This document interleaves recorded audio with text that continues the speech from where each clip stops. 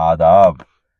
جگر مراد آبادی صاحب کا شعر ہے، مرض عشق کو شفا سمجھے، درد کو درد کی دوا سمجھے.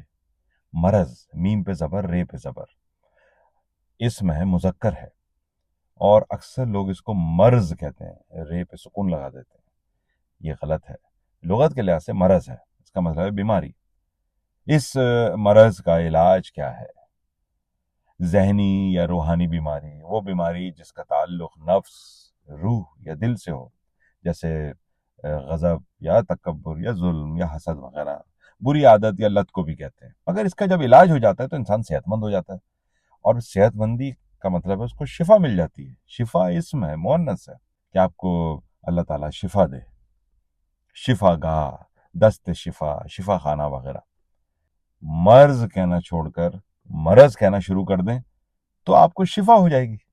اپنا بہت خیال رکھیے. آداب.